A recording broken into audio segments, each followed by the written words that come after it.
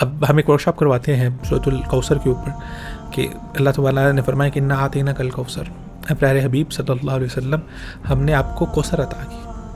اب یہ سورت جو ہے یہ ہمیں دیکھنا ہے کہ کس دور میں نازل ہوئی اور کب نازل ہوئی۔ یہ اس وقت نازل ہوئی جب آپ صلی اللہ علیہ وسلم انتہائی پریشانی اور غم کے اندر تھے، اور اس صورت کے اندر اللہ سبحانہ و تعالیٰ نے غم سے نکلنے کا راز بتا دیا۔ جتنے لوگ جتنی بڑے سے بڑی پریشانی، وہ چاہے انزائٹی ہے، چاہے ڈپریشن ہے، جو کچھ بھی ہے، وہ سارے کا سب کا حل صرف سورۃ الکوثر کے اندر ہے۔ اللہ تعالیٰ نے انا اعطیناک الکوثر، اے پیارے ابھی ہم نے آپ کو کوثر عطا کر دیا۔ کوثر کہتے ہیں خیر کثیر کو۔ یہ اس وقت تھا، سورت اس وقت نازل ہوئی۔ مختلف مفسرین نے اس کے بارے میں لکھا ہے جب آپ صلی اللہ علیہ وسلم کے بیٹے فوت ہوئے۔ مکہ کے اندر ایک بندہ تھا عاص بن وائل، وہ آپ صلی اللہ علیہ وسلم کے خلاف بہت زیادہ باتیں کرتا تھا، اور مکہ کے ہاں، عرب کے ہاں یہ سمجھا جاتا تھا کہ جس انسان کی اولاد اور خاص طور پہ بیٹے ہیں اس کی لیگیسی آگے چلتی ہے، جس کے بچے نہیں اس کی لیگیسی آگے کون لے کے چلے گا۔ ایک بڑا بزنس مین ہے، اس کی اولاد آگے ہے تو اس کا بزنس امپائر سنبھال رہی ہے، اگر کسی کو اولاد ہی نہیں ہے تو وہ تو اس کو تو لالے پڑ جاتے ہیں کہ میں دوسری شادی کر لوں، بیٹا ہو جائے، کوئی بچہ اڈاپٹ کر لوں، ورنہ یہ امپائر کو کون سنبھالے گا۔ تو ہمیشہ یہ بات رہی ہے، بادشاہ کے بعد اس کا بیٹا خلیفہ بنتا ہے، وہ آگے اس کو لے کے چلتا ہے اور اس کا ولی عہد بنتا ہے۔ تو یہ بہت پریشانی ہوتی ہے کہ میری لیگیسی کو آگے کون لے کے چلے گا۔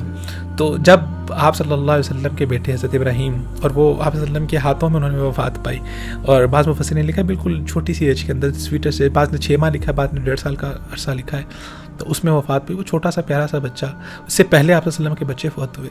تو عاص بن وائل نے نا اس نے شور ڈالنا شروع کر دیا، نعوذ باللہ من ذالک۔ اس نے کہا قد بوتی رہا محمد، قد بوتی رہا محمد، جو محمد صلی اللہ علیہ وسلم ہے وہ تو اب بے اولاد ہو گئے اور آپ کا تو نام و نشان ختم ہو گیا، یہ تو پیچھے ہے ہی نہیں، کون ان کی لیگیسی کو سنبھالے گا۔